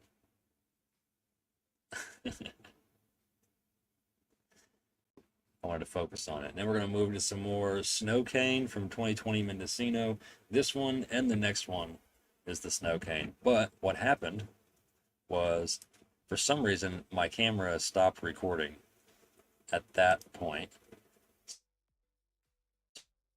So I just picked it up again right here for the other snow cane. Now for that first snow cane in that row. A couple more snow canes to show off, and then there's two more fighter greases over here from Trench the Genetics in the corner. Guys, real quick, a lot of people don't understand sometimes how much water it takes to water girls like this. I have a 300-gallon water tank sitting at the end of these plants, what I call my water tower. Again, another snow cane from 2020 right here. I also have a 3-gallon water tank behind my shed that I collect rainwater off of from the gutters. I also have another 300-gallon tank that sits on a trailer that I use to go haul water if I need it, that I haven't been able to use because my pilot's broke down and I can't pull my trailer with the Hondo cord. Yeah, Josh is strong up there. Yeah, so I'm hoping these ladies are still not knocked over when I get up there. I went through a little over 300 gallons of water to water all of these plants. I was just showing you guys my map right there. That's how I know what everything is. Another fighter grease right here. The last one you guys are going to see after this is another fighter grease from Trench the Genetics, and then that's all of them. I give you another shot of the whole section. But yeah, I did 100, probably roughly 150 gallons on Monday night to water everything. Not sucked, but we got a good drink on. Another 150 gallons on Thursday evening, right about sundown. And then Friday morning, another 60 gallons to finish off watering those plants with another top. Settle in first thing in the morning before I took off to come back to Ohio. There's my hoop house, still laying. I was able to get the weed whacker out and get that cleared out. I got my lawnmower running this trip, so I was able to cut a lot of grass. But as I was moving these pallets up here and trimming up these plants and setting them up, yeah, Nancy, they get extra thirsty at that size. There is no such thing as wait until next week to water the girls up there. It has to be a weekly thing, and it just has to happen. When I got there, these plants looked like they were on the verge of death when I arrived Sunday night. They hadn't been watered in over a week and a half since my last visit. I was confused on the fact that I thought there was rain occurring, and there really wasn't as heavily as I thought. So they weren't watered like I thought they were. So that's why Monday, first thing, throughout that afternoon and evening, I got water on them. The humidity being high at night really helps because if I do miss, they're still getting moisture from the air. At that sunset, when those those open under the leaves, they're drawing in that moisture. They're coated in moisture all night long till the early hours of the morning, and they're absorbing that. That's the only thing I think that was keeping those girls alive for me for a week. But that's pretty much the spread, guys, up there for what's going on up north. Yeah, she's still getting choppy again. Yeah, it's frozen on me. Sorry. So yeah, that's pretty much it, guys. The spread on the girls. Here you guys will see my water tower here in just a second. That's my barrel I mixed the newts in from the water tower. And Friday morning, as I was wrapping up, the hose literally stopped dripping out of the water tank that sits above that barrel. So I used every drop of that 300 gallons while I was there. Tells me that I did, it sounds like a lot, but to me it's reassurance because I know for sure that those things are watered. I don't know if you guys can see my mouse, but this is what I talk about when I talk about the stretch, the stack. You guys should be seeing this. If you're an outdoor grower anywhere right now, you should be seeing this, especially if you're in my area, this eastern coast, I guess. You're going to start seeing these. It's going to look like there's like, wow, it's growing again. Well, don't top it anymore. Don't do much more with it for a while, because you could risk topping a plant that is actually a bud stack. So you're going to make sure you're not topping any more after this point. The only thing I recommend you do is if you're going to thin anything, before you start to notice those bud stacks and actually building buds. Not the little flimsy hairs, not the little wispy things, but when you notice bud stacks occurring, stop cutting off that plant. I feel safe enough to know that I've never had a problem in the first 2 weeks of that transition phase of bloom. I can cut as much off the bottom half of that plant as I want, as you guys just saw, with no repercussion, nothing negative occurring. The plant is actually going to love it because in that phase, it's going to go, holy shit, I just lost half my body. I got to catch up. I got enough root zone to catch up again. So it's going to put it into whatever you left, and that stack is just going to go nuts. So especially outside in that sun,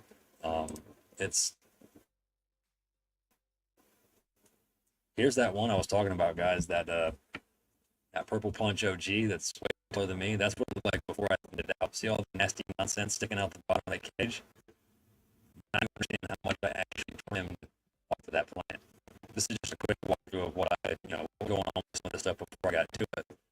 And you'll see the two plants that were damaged due to either heavy rain, wind, or birds landing on my plants. This was when I was just a few plants into trimming and cleaning up the undercarriage.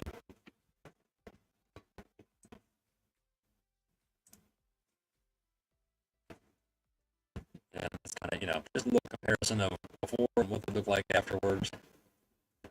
And you're right, it's not too late to take clones, but I'll be honest with you, Nancy, I tried that. Me and Jill were up there last visit together. We cut a bunch of clones and brought them home. And as they say, that was a terrible, terrible mistake because I was in a rush. I didn't think ahead of time.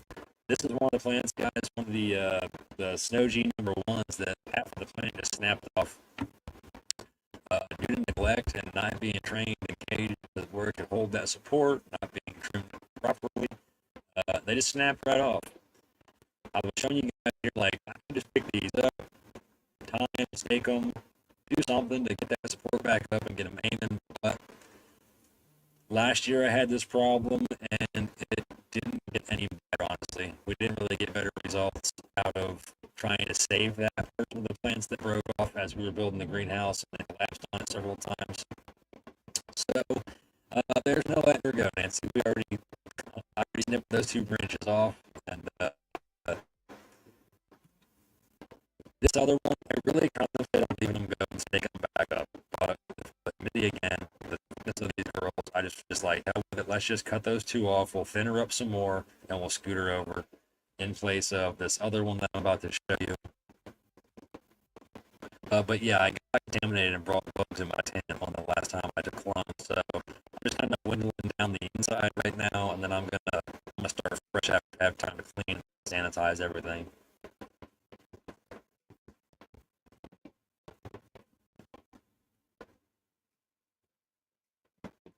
So the audio on my end is terrible. Oh, let me see if I can fix it some more.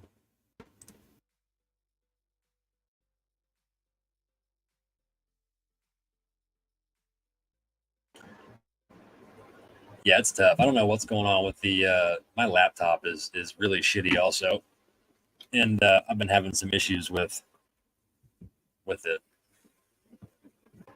Here I'm just kind of showing you guys some of the again, the stretching, the stacking that goes on that you're looking for this time of year. Once you start to notice that stuff is when you know you're in that transitional period. This is a good time to give it your last big jolt of nitrogen. The plants are going to require that nitrogen to go through that healthy stack and stretch phase.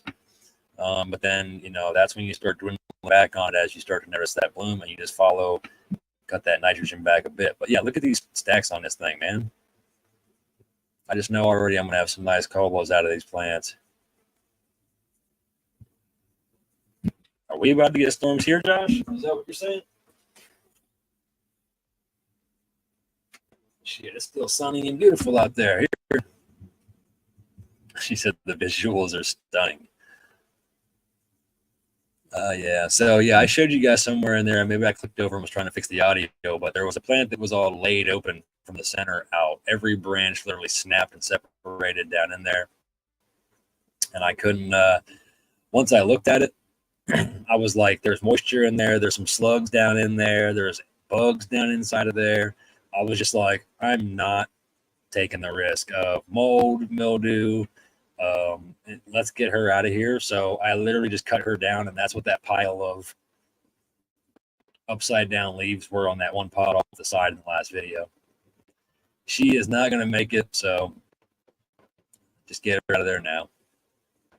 And here I'm explaining to you, I want to get cages wrapped around there, probably let them rest right below that vegetation there, so when they do start to fill up, they'll lean outward and lean into those cages, and we won't have that problem of anything snapping.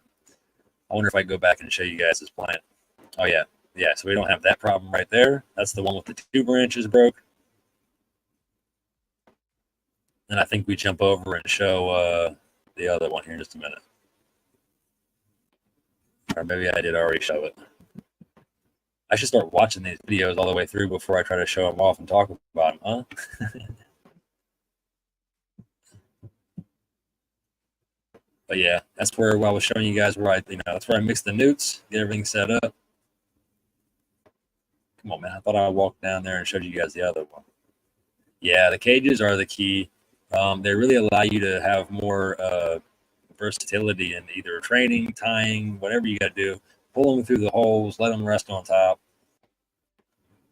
I'm hoping one of these years I can get some cages set up early enough in the season to where I can set up a multi-cage system on some of them.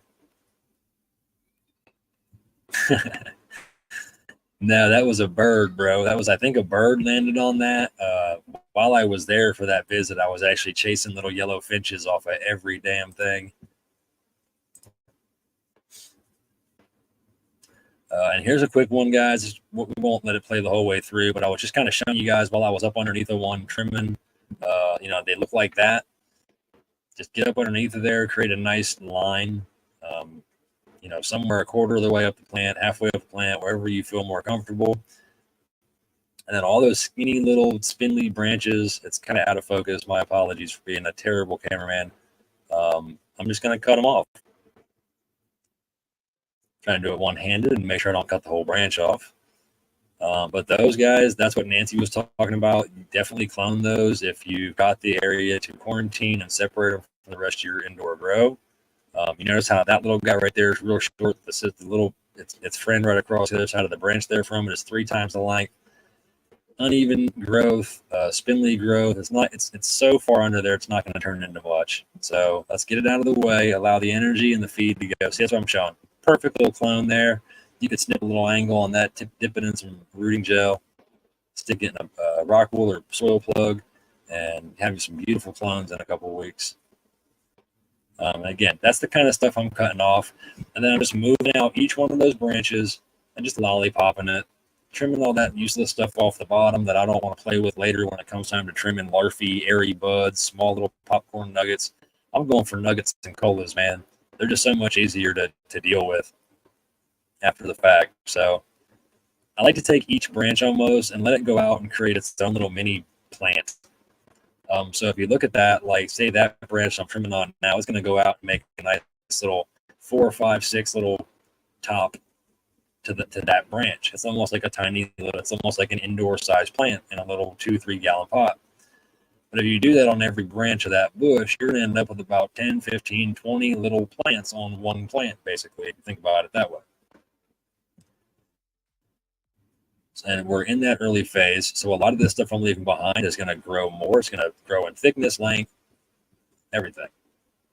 So getting rid of all of this stuff is going to be super beneficial to you, just to make sure you're getting the best out of every part of that plant. You don't have to do this. If you don't mind having all different size array of buds and different quality buds from all over the plant, that's fine. Don't trim it. Just worry about the airflow, the powder mildew, and the bud rot that could occur. Make sure you thin out enough and allow enough airflow so you don't run into those problems. But there I'm showing you again. You could take that branch right there and snip off a couple clones, snip the tip off, make another clone off of just it.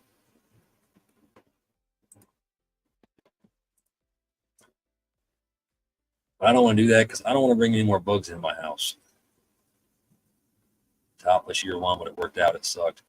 Roy Honcho in the house. What's going on, bro? Thanks for stopping by. Showing off some of the girls. If you run pinpoints around each corner and run 2 fish lines up each side, it'll work the same without so much movement of the plants for sure. Yeah. All right. I think, let me see if we got any more. That pretty much touches base on that. We're a little after 8 o'clock. Here's my little selfie walk around, guys. I was doing like the first day or 2 I was there. It's hot. That's why it looks on my face like shit. I'm tired and I'm hot. But this was just a little height check. And as a reminder, guys, I stand 6'3". These are on pallets, in pots, some of them. But we're talking a foot or two, a foot and a half of difference there. Not much height difference coming off of that pallet and that pot, especially in the 30 gallons. Those pots are only a foot and a half, 15 inches tall or something like that, 16 inches tall. Pallets about 6 or 8 inches tall. And this is the short end of the plants.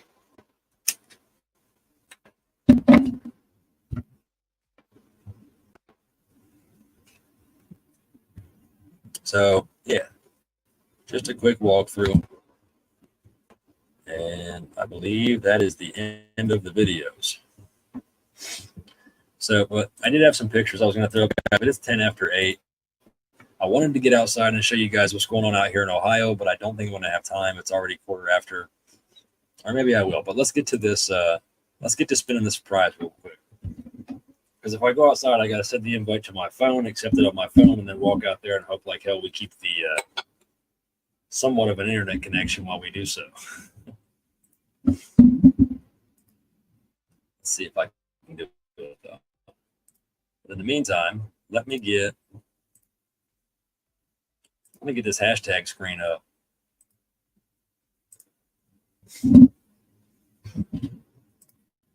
Go. So what do you guys think? Any questions or anything? I know I was catching some of the comments, but it was kind of hard to keep up. Choppy audio. I was getting that. Is it any better now that I'm not playing the video? Because Waylon told me last week it was choppy as shit while I was playing the video, but once I stopped playing the videos, it went back to being fine. Thank you. Appreciate that. Well, Tucker, if you're trying to clone for the first time, man, make sure you tune in Saturday for Growing with Nancy, because we're going to be I'm going to be on there as a special guest, and we'll be talking about cloning photo periods. She'll be touching base on autoflower vegetative growth, and I think it's going to be a really, really good show. I'm really looking forward to it. So how old are my outdoor plants? I'll be honest with you. Those up there, very old. I kept those things going so slow, like seed to, seed starter tray to solo cup as long as I could, to another small, like half-gallon bag as long as I could, to a 1 gallon as long as I could. I feel like I want to say I started a majority of these plants in February, between February and March, and then vegged them up inside. Some of them, everything you see up there is from seed. Most of what you see here out back in Ohio is from clone. Clones off of what I had in here as mothers, clones of what I acquired from like Napalm's Garden, Sticky Sprouts in Ohio. And again, the ones that are here in Ohio, I tried to put out later than I did 2 years ago, and these plants are just as big. Putting them out later didn't do a thing of difference on the size of the plant. It took off and just went nuts. So guys, let's spin this real quick. So yeah, Tucker, keep your eye out Saturday. I'd have to look at well, you know what? Looks like it must be a good opportunity telling me it's a good time to go ahead and throw this bad boy up again. So yeah, Growing with Nancy, 7 p.m. Eastern on Saturday. We're touching base on doing some cloning. So if you want to get a little education on cloning photo periods, make sure you jump on over and check us out. All right, guys. I've talked enough. Let's spin it. Everybody ready? Good luck.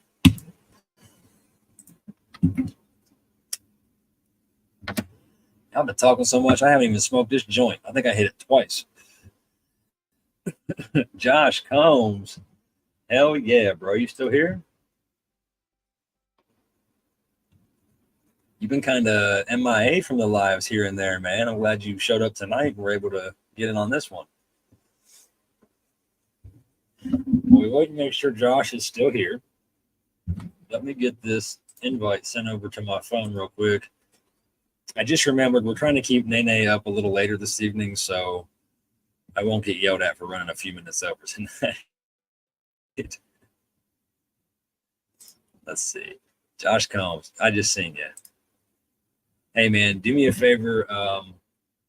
Reach out to Sir Steve-O at the Grow Fam. I think you should be friends with him. I'm pretty sure you are. If not, get a hold of me after the live, bro, and I'll link you up with Sir Steve-O. And we'll make sure he gets in touch with you to let you know how to claim that prize. Good stuff, man. Hell yeah. We'll go ahead and take that down. All right, let me get this invite sent real quick. It takes me just a minute, guys, but I need to get some of this out of the way on the screen. We got Josh Combs as the winner tonight. Congratulations, man. All right, invite. Copy that. Go to Facebook. Send it to myself.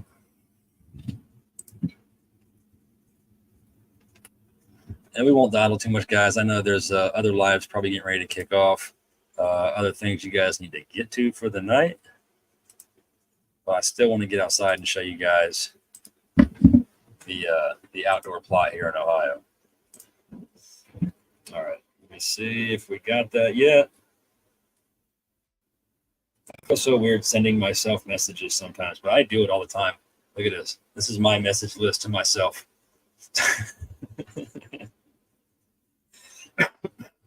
It's just a really nice way to fast track yourself if you have anything you need to remember or keep track of real fast. I'm going to move away so we don't get echo. Open it in Safari. I don't want to open it in Safari.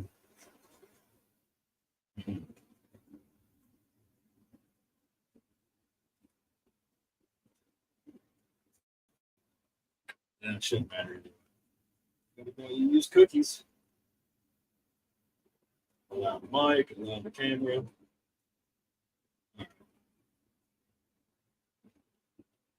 Bear with me, folks. We're almost ready.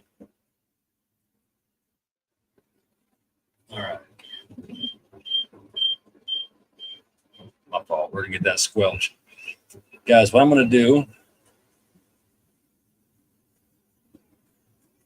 What do you say? This fucking guy.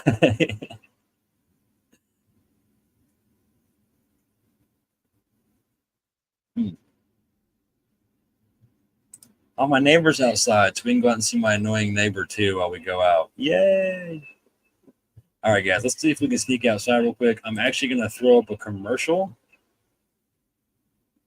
and let that play through real quick till we get outside.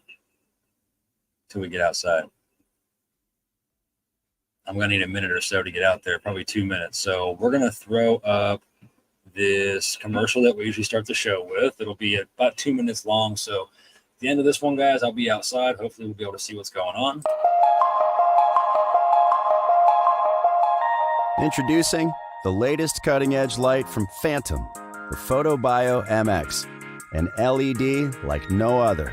PhotoBio MX is designed specifically to increase crop yields and maximize growth. This 680-watt fixture delivers 15% more light to your canopy while using 35% less power versus DEs. The high-efficiency, contiguous circuit board delivers unparalleled light uniformity to the canopy so your crop flourishes. The PhotoBio MX advanced performance stems from its innovative S4 spectrum. It is a highly efficient full spectrum with a healthy red-to-blue ratio to drive photosynthesis and penetrates deeper into the canopy, triggering desirable photomorphogenic responses to give you the vigorous growth and optimized flower development you're looking for. The MX is strategically designed to keep diode temperatures low to keep your yields high. The heavy-duty aluminum alloy structure features 4 6-inch wide heat sinks recessed 3/4 inches below the frame, allowing heat to dissipate and the fixture to breathe.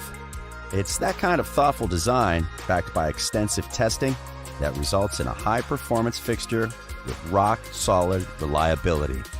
The PhotoBio MX is a slim-profiled fixture with a remote-capable driver, providing flexibility that not all LED fixtures have, so you can customize it to fit your situation and goals.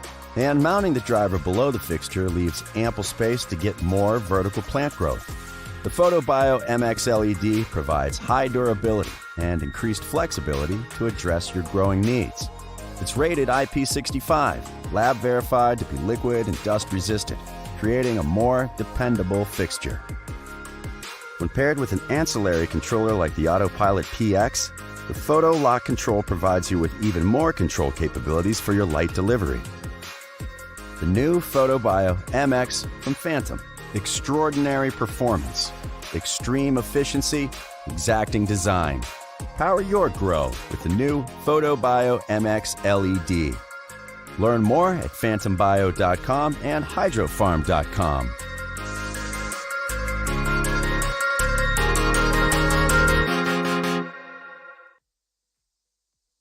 What's up, everybody? Welcome to the jungle in Ohio. You guys can't tell it, but there's about 10 plants down this row. And if we go to a straight shot, again, I'm 6'3", and this camera's straight out in front of me.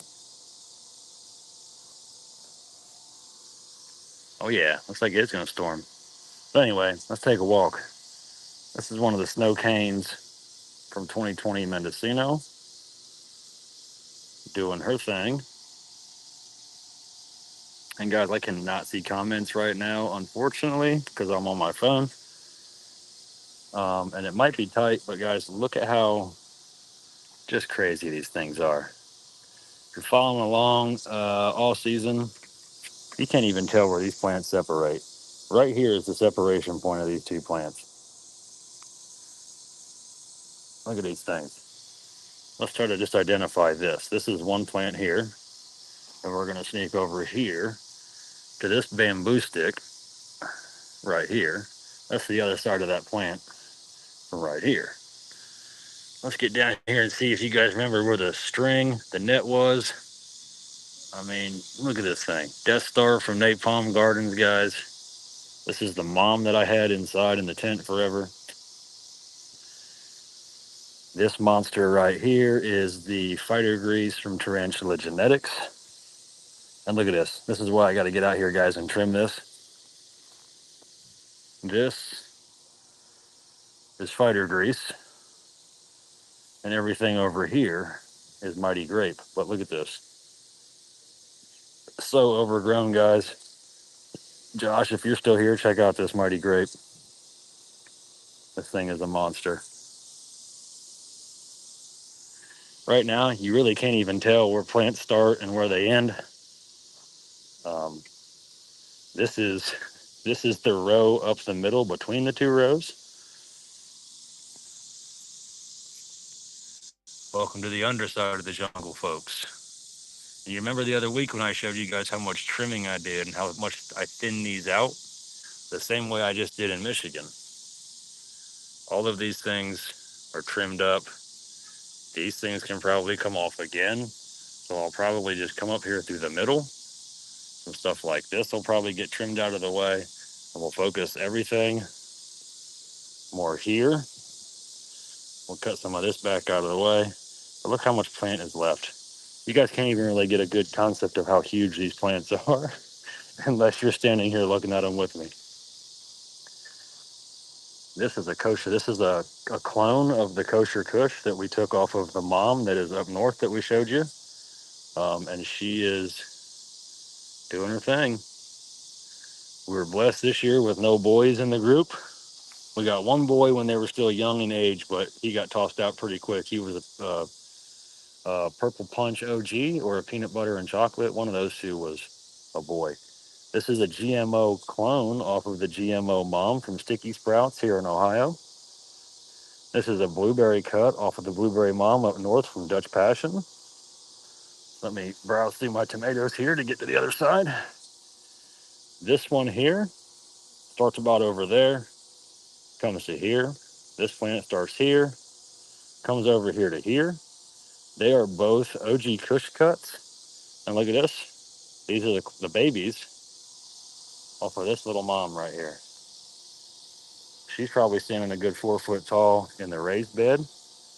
Marigolds are going insane that we planted down there not even a month ago. And this is the GMO mom for that GMO baby down there. Crazy how the kids are bigger. If you guys heard me earlier say my dog came out here with a bad case of the fleas and started rubbing her flea infested butt up along my plants, this is why you need to keep your dogs out of your garden, folks. This could also have been negligence because of the weight of the branch, but that bad boy snapped right off. And again, guys, I could go through the motions. You can see how easily it is to just pick it up and put it back. But see that? I don't want that. I've been growing weed for 25 years, guys. This right here, to a new grower, would blow his mind, break his heart, and kill his soul. I'm going to cut this bitch off and throw it in my compost pile. Not a big deal. Because again, what we cut off here in the lower, it's just going to go to the top. All of this stuff down here, while this is a nice branch and it's going to produce a really nice top out here, just like this one would have. Like I mentioned earlier, if you look at how I trim these plants, this branch, when trimmed up nicely, got a bug on me. Well, let's just do it since we're going to do it. We'll stand that up. That's almost the size of a single indoor plant. This one right here the size of another indoor plant. That branch is like another indoor plant. There's 1, 2, 3, 4, 5 indoor plants on this one branch, but there's 5 more, 5 more, 5 more, 5 more, 5 more, 5 more, 6 more, 6 more. This whole plant is a bunch of tiny indoor plants. Don't get upset if you lose a branch, guys. That's my point. Cut it off, move on, don't stress over it. That's the whole moral of the story. Moms are here, GMO and OG. Terrible looking pumpkin patch, but we are getting some pumpkins. We have a couple down in here starting to come in. They're kind of tough to find in here at the moment, but there's a couple green ones over here. We got some beefsteak, tomatoes.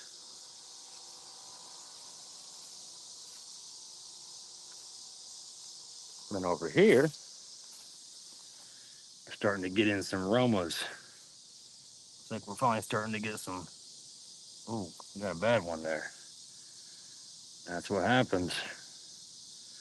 So I read an article recently, guys, that had that not happened, this slight oranging of this tomato is a perfect time to pick your tomatoes. You take these out when they get this slight discoloration, place them in a brown paper bag, and roll the top shut. And that's going to resist the bugs, the birds from trying to come and mess these up. It's going to take it off the plant to allow the nutrients and energy to go to producing more smaller tomatoes. And the enzymes that are released to create this red color in the tomatoes will become trapped in that bag, speeding up the process and also trapping those in the bag to give it a much tastier fruit, a much brighter red. But this bad boy's going to go with the compost pile of goods.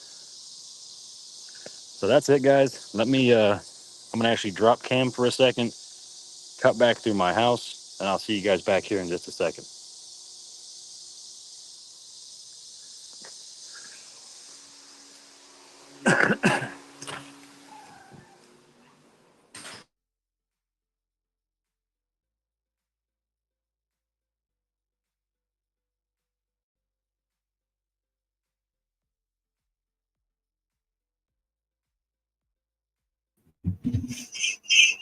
Whoa, got the squelch.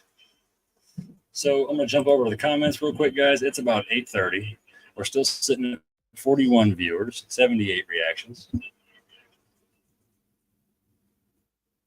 I can't handle hearing myself echo behind me. So we're going to turn that off real quick.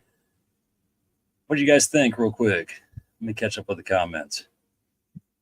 Welcome to the jungle. They thick. Dude that owns Archive Cannabis hit me up and thanked me for going so hard for the brand and blessed me with all kind of gear, a bunch of glass tips and other stuff. Hell yeah, bro. Share the love, homie. I'm just playing. Yeah, so that's the grills outside, guys.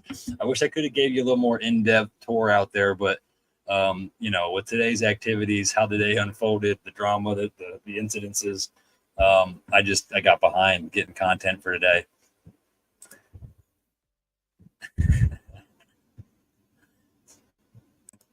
Yeah, bro. But that Mighty Grape, man, it's that thing is a monster. If you ever get a chance to grow Mighty Grape, I think it was Freedom Seeds, is who that came from. I'm impressed. I can't wait to see the flower that comes off of those. Uh-oh. They're gonna start the battle here in the chat. Man, I'm glad you say that. I think it could be way cleaner. I think I've neglected a lot out there. I feel like it's overgrown.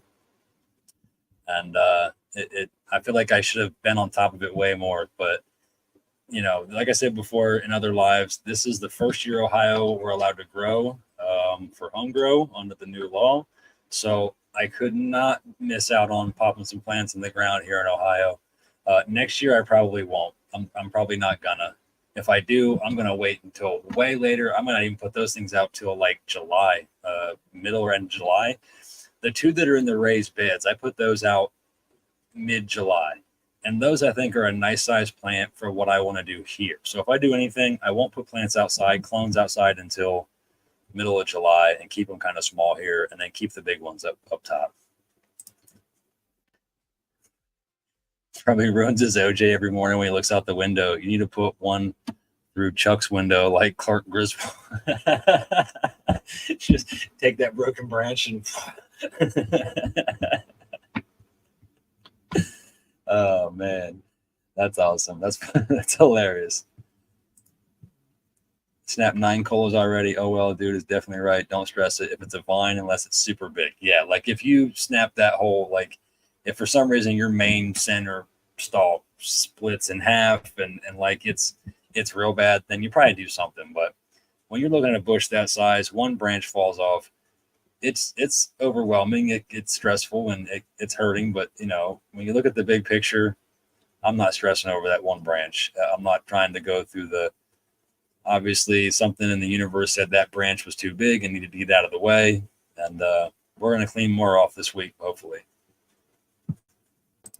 An F60 HST to the netting, one slip. Yeah, and see, I wanted to have better netting, stakes, and some training going on out here, but trying to run the two properties, man, it has been a handful for me this year, to say the least. Hell yeah, man. Just make sure you're getting a hold of Sir Steve-O or shoot me a message and I can link you up with him and we'll get you guys all together. He's going to let us tour the grow and processing facility. No shit. Man, I'm jelly. Get with me. Let me walk through with you. We'll do a double live in that. Yeah, I'd like to get in with somebody from Riviera Creek also, man. But that's hard to do. All right, guys. Man, I went way over what I thought I was. I left my joint outside. Shit. Before we go, does anybody have any questions? Does anybody have anything they want to ask? Any ideas for anything coming up? Big news they want to shout out? Josh Combs looks like he's got some things going on. Oh yeah, sounds fun. I've been trying, man. I feel so bad. Like I've reached out to a bunch of people.